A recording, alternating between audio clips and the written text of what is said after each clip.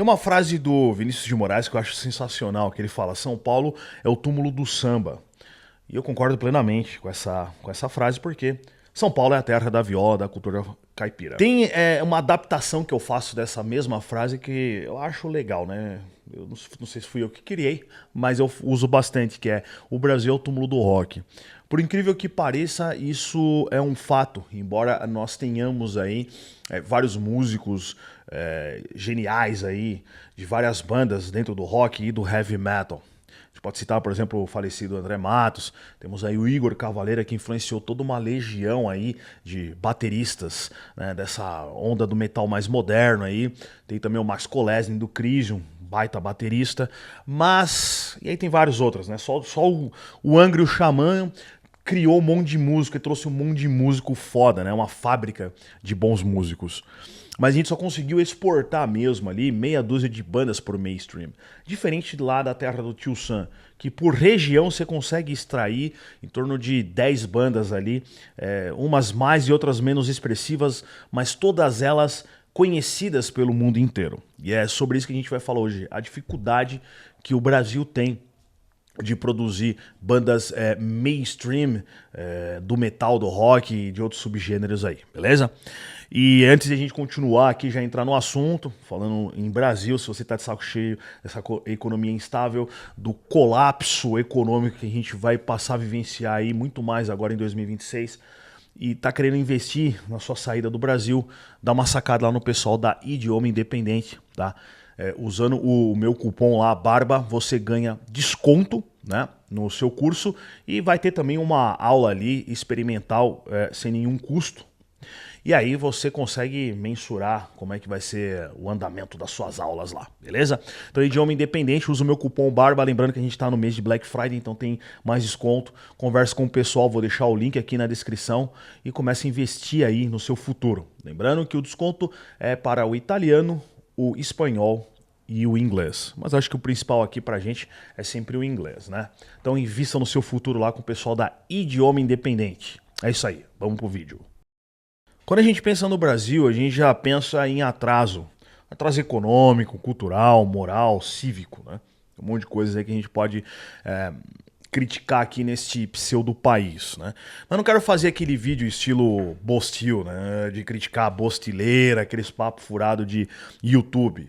Já encheu o saco, na verdade, isso, e acaba sendo uma visão assim muito rasa sobre os problemas aí que a gente realmente enfrenta, né? Embora a gente tenha uma série desses problemas aí, a gente conseguiu criar aí dentro do rock, do pop rock, várias coisas interessantes, tá? Eu não sou muito fã dessas bandas de rock, pop rock dos anos 80, mas tem coisas muito legais e interessantes. Por exemplo, que o Legião Urbana fez ali, Angra dos Reis, Teatro dos Vampiros, Vento no Litoral, são 3 músicas assim que eu acho assim sensacionais. Eu gosto da atmosfera criada ali.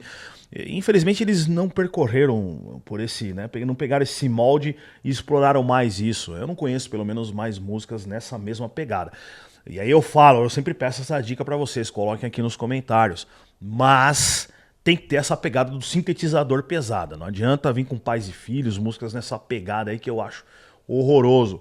Porém, foi uma banda, assim, importante. Então tiveram várias bandas, só que, assim, sempre com um sucesso regional. Capital Inicial, o próprio Legião Urbana que eu já citei, Titãs, né, os Raimundos ali já nos anos 90, os Deobaldo, Tijuana, Charlie Brown Jr. e assim vai.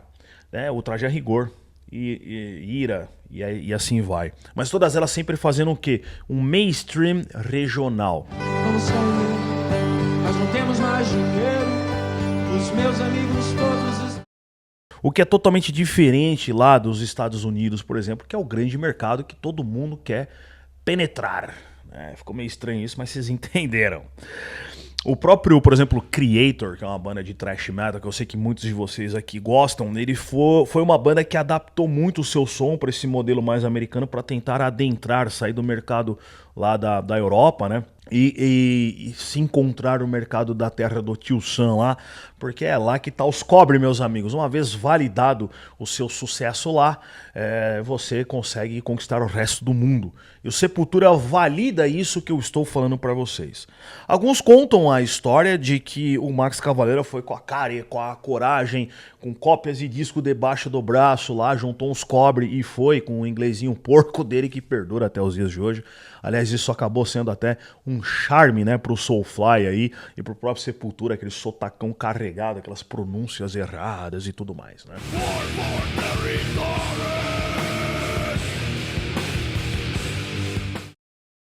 Então diz uma das histórias que ele foi lá com as cópias debaixo do braço, saiu batendo nas gravadoras e apresentando o som até que bateu na porta da famigerada Roadrunner, gravadora essa que fez a felicidade de muitos de nós aqui com várias pérolas do heavy metal aí, do rock.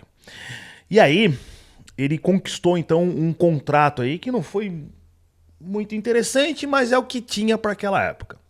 Outros já dizem que na verdade a história não é bem assim. Ele foi pra lá, já tinha um contato breve, os caras já tinham escutado, só que ele falou, ó, vem pra cá porque a gente precisa fazer uma reunião e acertar os detalhes do contrato, não dá pra fechar isso por telefone.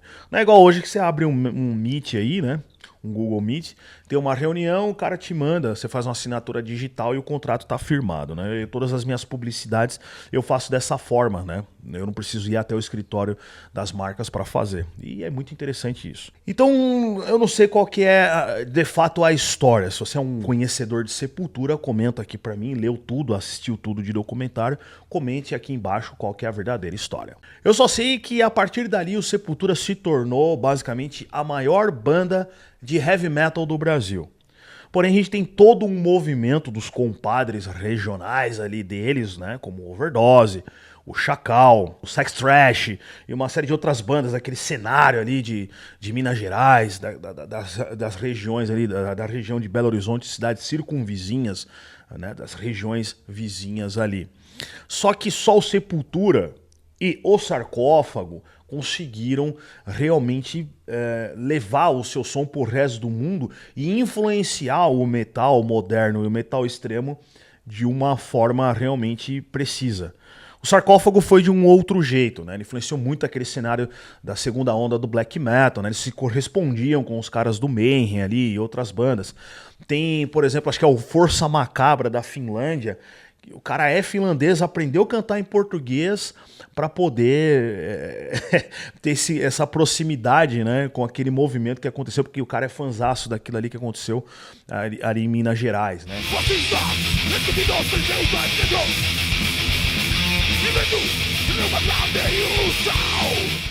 Tem também o pessoal do SP Metal aqui em São Paulo, né, a famosa coletânea da SP Metal, se eu não me engano, quem lançou foi a Baratos e Afins, né? Se não me falha a memória, me corrijam aqui. Mas você tem um monte de bandas que fizeram, na verdade, um sucesso mais regionalizado. Criaram um cenário, vamos dizer assim, independente pro mainstream, mas tudo nacional e não conseguiu exportar isso para fora. Não pelo menos de uma forma expressiva. Basicamente é o Sepultura, o Sarcófago e o Angra, as três maiores bandas do mainstream nacional, né? E aí, no caso, mundial.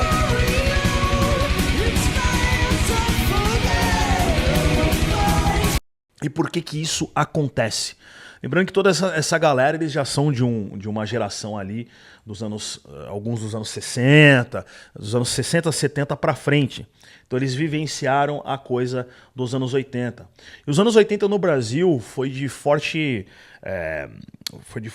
fechamento, né? Estava fechado o mercado. Indo para os videogames, isso é o maior exemplo, né? Se não fosse uma parceria, se não me engano, Gradiente Nintendo, foi uma coisa mais ou menos assim, nós não teríamos o Super Nintendo aqui no Brasil, né? E eu lembro que eu comprei na Arapuã o meu Super Nintendo, isso no começo dos anos 90, e ele vinha com o selinho da Gradiente, as propagandas, né?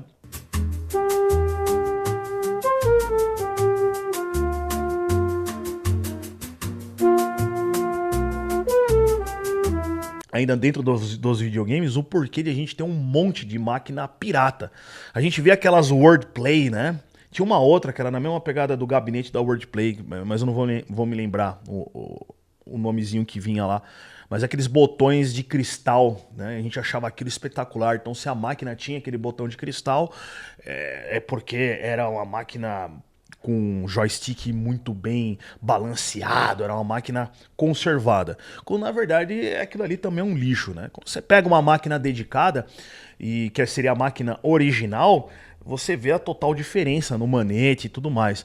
Eu acho que uma das primeiras que eu consegui jogar dedicada foi do Mortal Kombat, né? Vieram não sei quem trouxe, mas vieram algumas máquinas originais do Mortal Kombat, da Killer's Instinct também.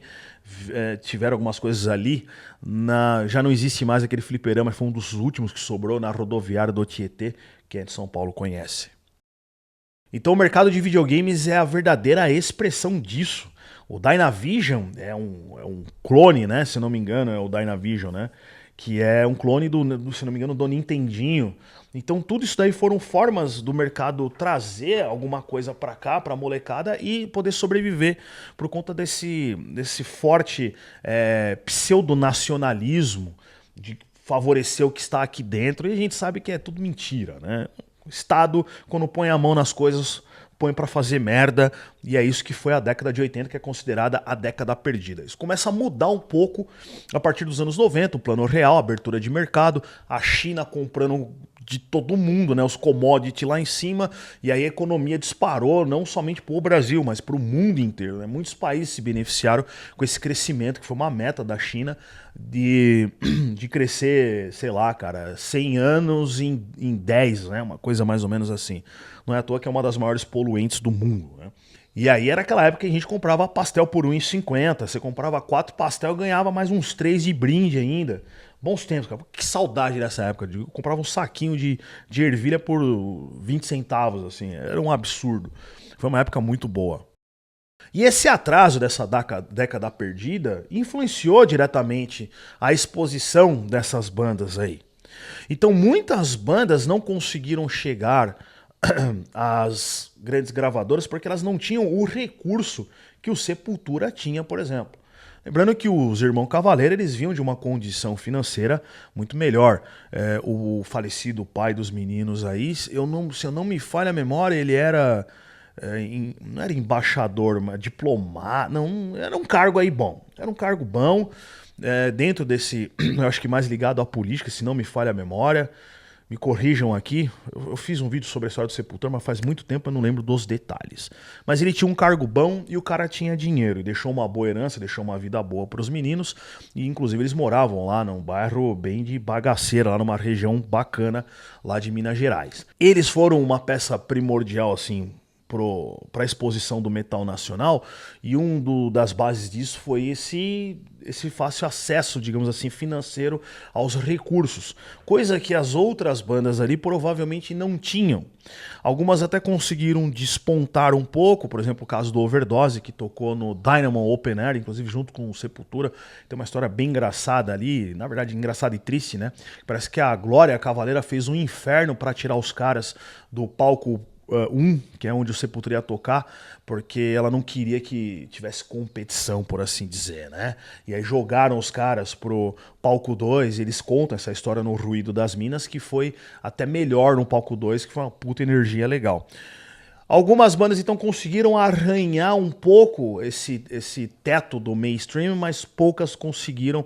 Aliás, poucas não, só o Sepultura, na verdade, conseguiu realmente passar pela porta e influenciar o mundo como a gente viu aí, né, durante os anos 80, final dos anos 80 e os anos 90.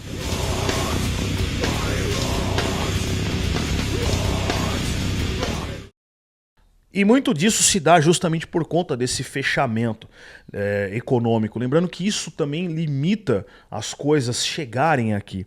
Então, eu diria que eu não peguei tanto isso, mas ainda assim havia uma dificuldade para você conhecer bandas. Eu lembro de ir ao Carrefour fazer compra com os meus pais nos anos 90, na época que a gente conseguia encher 2 carrinhos, e aí no final a gente ia corredor por corredor, e no final tinha a parte de discos lá naquela lojinha de discos, acho que já tinha os CDs lá na época também, não lembro, os primeiros ali. Mas eu ia lá e falava, mãe, compra um disco do Iron Maiden pra mim. Aí foi quando eu peguei meu A Real Live One e o A Real Dead One, que é os ao vivos do Iron Maiden, né? E eu ouvi aquilo até fazer buraco no meio. Mas esse fechamento econômico, como eu disse, cria um atraso não somente econômico, mas também social. Então até hoje a gente tem, e por incrível que pareça, isso acontece até hoje, tá? A gente tem uma dificuldade de pegar as coisas ali no laço já quando tá no começo. Então muita coisa chegou aqui com um retardo de 6 anos. Então quando o Sepultura lança, por exemplo, o Roots, já estava acontecendo no metal lá pelo menos desde 92 e 93, são os trabalhos ali, os primeiros trampos ali do Deftones, né, do Deftones e depois do Korn. Lembrando que o Korn, essa estética que vocês consomem, principalmente dos primeiros discos ali, aquelas guitarras cheias de efeito, aquele vocalzinho gemido do Jonathan Davis, ele traz de uma banda dele chamada Sex Art, que juntou com o LAPD, que era a banda que tinha lá o Field, o Monkey. Era o Monkey ou o outro cara lá, que eu não vou lembrar o nome também, ó. Tô ruim de nome. E o David Silveria. Né? Tinha uns 3 lá, acho que era o Monkey mesmo. Era o Monkey. E aí, juntou o LAPD, na verdade era tipo um Red Hot Chili Peppers de baixa renda, cara. Era ruim pra cacete aquela banda lá.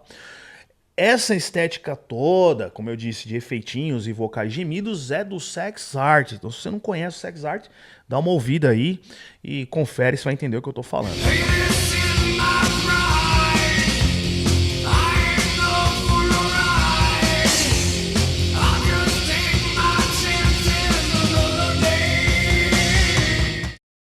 Mas essas bandas já estavam fazendo o som há muito tempo. O Sepultura, o que aconteceu? Ele foi pra gringa. E lá ele viu uma outra realidade que não chegava aqui no Brasil. Nem a MTV conseguia, na verdade, trazer essas coisas. A MTV sempre foi o primo pobre do Grupo Abril, então as verbas eram baixíssimas, eram destinadas, vamos dizer assim, só a raspa do tacho pros caras lá. E tudo que eles faziam de produção era um verdadeiro milagre.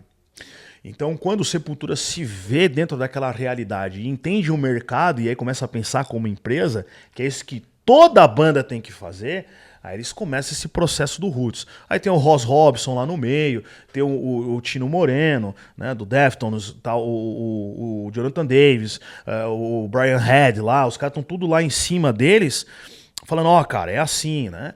E aí surge o Roots, e durante muito tempo até eu acreditei que o Roots foi o precursor do nu metal, quando na verdade não. Ele simplesmente fez o que o Heartwork fez com a cena de Gotemburgo, né? O Heartwork dos 4 garotos de Liverpool fez com essa cena do death metal melódico. Ele foi um disco chave que popularizou aquele subgênero. Então isso aconteceu com o Roots.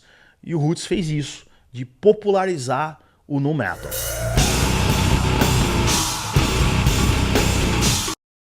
Na época, como eu sempre falo, as pessoas não sabiam definir muito bem o que era aquilo lá.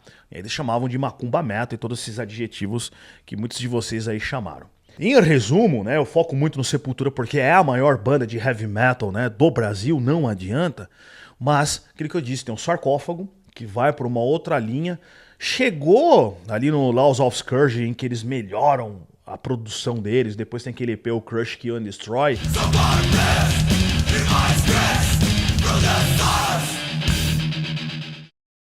Depois disso eles lançam o Hate e parece que eles se auto-sabotaram. O Hate é um lixo, um disco de merda. E aí a banda então só começou a lançar porcaria depois daquilo ali. Aí vem o Worst, acho que depois tem mais um e aí acaba, eu não lembro. Então o Sarcófago ele influencia então a segunda onda do metal, do black metal lá, bandas como Mayhem, o Emperor e por aí vai. Em contrapartida a gente tem também o Angra, daqui de São Paulo. E o Angra, né, nasce com o Viper ali, os membros se separam, o Viper continua numa outra linha com outros caras, e aí cria-se o Angra. E aí o Angra também é uma banda que a gente coloca ali, que é a tríade, né, do metal mainstream brasileiro, que leva o nome do heavy metal pra fora, né? Angels Cry, eu não gosto, mas é um puta disco, né? Um divisor de águas ali dos anos 90, e eles levam isso principalmente ali pro Japão, né? Que o japonês ele é doido por power metal, heavy metal melódico, eles gostam muito.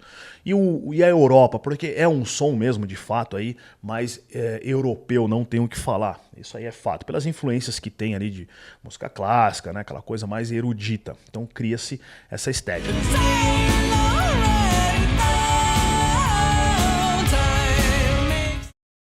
Mais tarde, ali no começo dos anos 2000, finalzinho dos anos 90, começo dos anos 2000, entra aquela onda com o Xamã, e eu acredito muito o Xamã como um resgate desse som, porque quando o André Matos, junto com os outros caras ali, formam a banda, existe toda uma onda que vem junto de outras bandas dentro do symphonic metal, que chamava-se de gothic metal. Aí em contrapartida o nu metal com as meninas ali isso foi bastante interessante nesses movimentos, porque trouxe muita mulher para evidência. Eu não estou fazendo panfletagem política, né? Estou falando uma realidade factual, né? Uma coisa que é fato. Então, todas essas bandas, elas começaram a surfar, eu acredito que nessa onda, dessa última onda de vários movimentos ali dos anos 2000, e sobretudo ali o power metal, o gothic metal, né, o metal sinfônico, por conta do Xamã. Não sei porque que eu tenho essa impressão, mas eu sempre bato nessa tecla.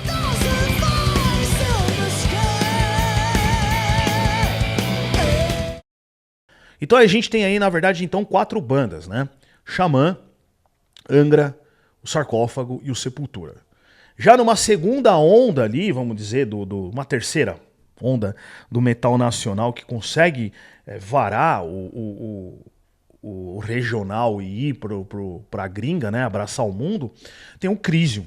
E aí o Crisium ali, com Conquerors of Armageddon e uma série de outros discos ali, eu acho que o Conquerors foi um verdadeiro divisor de águas ali, né? O Angelus, alguma coisa também que eu não vou lembrar agora, também foi um disco que muitos torceram o nariz, mas que deu uma exposição internacional pros caras. Vira mais uma banda, e aí vira a quinta banda do mainstream que, né, do Brasil e que foi pro mundo.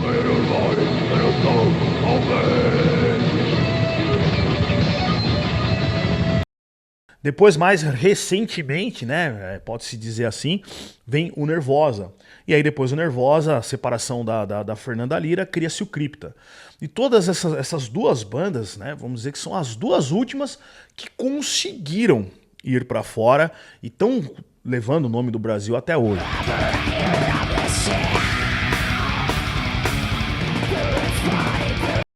Eu sei que tem as questões ali políticas também da Fernanda Lira, muitos criticam tudo mais, mas eu não me importo com isso, embora eu não concorde com nada do que ela pense. Porém, é uma banda extremamente importante, sim, para levar o nome do metal nacional para fora. Tiveram outras bandas que poderiam ter ido também. O Claustrofobia era para ser essa banda. Só que eles perderam a mão, não sei dizer, eu não acompanho, mas eles perderam a mão. Eu acho que eles tinham que ter ido, tinha que ter tido alguém ali na época que eles eram o que a gente chamava de Hansons do metal. Porque o atrativo era justamente isso, eram uns moleque menor de idade, com 14, 16 anos, fazendo metal extremo, metal pesadão e molecada. Isso teria sido o grande atrativo, eles teriam conseguido pavimentar um caminho mais sólido. Infelizmente, não foi.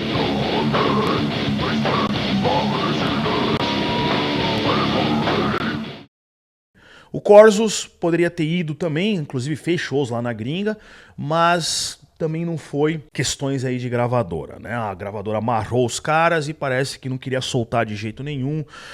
E aí, aquela coisa toda.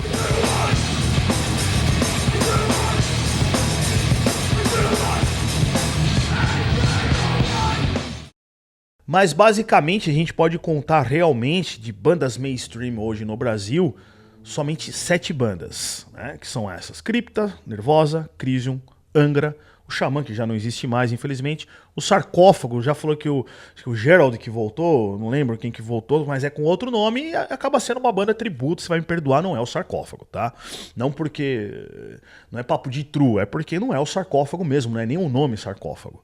E o Sepultura, então são essas 7 bandas aí que são, de fato, bandas mainstream. Enquanto, por exemplo, eu até listei aqui, se a gente for pegar fora do metal, né, da coisa mais extrema, se a gente pegar, por exemplo, o Nordeste, né, incluindo ali o Nordeste dos Estados Unidos, incluindo Nova York, Massachusetts, New Jersey, Pensilvânia, Connecticut, a gente tem, por exemplo, o Talking Head, nós temos o Blondie, Ramones, Television, The Cars, Scandal. Todas as bandas ali entre o punk, post-punk, new wave, que são bandas extremamente importantes. Isso a gente só está falando de uma região dos Estados Unidos e eu tô falando de meia dúzia de bandas, porque tem muito mais. E todas elas extremamente expressivas. Né? Se a gente for, por exemplo, só em Boston, né, entre Massachusetts e Boston, tem o Pixies, o Till Tuesday, o The Del Fuegos, e uma série de outras, tá? Então vamos pro Centro-Oeste, por exemplo, você tem o Ministry, a banda de industrialzão ali, Michigan Detroit, The Romantics, Electric Six e uma série de outras aí. Quando a gente vai pro metal, isso eu né, indo já pro metalzão extremo, indo pra área de Nova York, Anthrax, Manowar, Type O Negative, Biohazard, Madball, Prong, cena do hardcore lá é maravilhosa, né? Então tem muita coisa. E por que os Estados Unidos a gente tem que usar como modelo? Porque foi sempre um país de mercado aberto. O Brasil não. Então ele sempre ficou fechado, olhando para o próprio umbigo e se tornou um país essencialmente reacionário. Quando isso acontece, você tem o problema social também.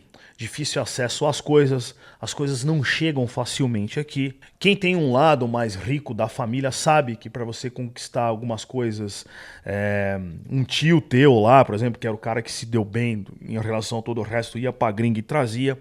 Eu lembro o irmão do meu pai, por exemplo, que é o cara que se deu bem, né? Juntou uns cobre aí, o cara tem vários imóveis, né?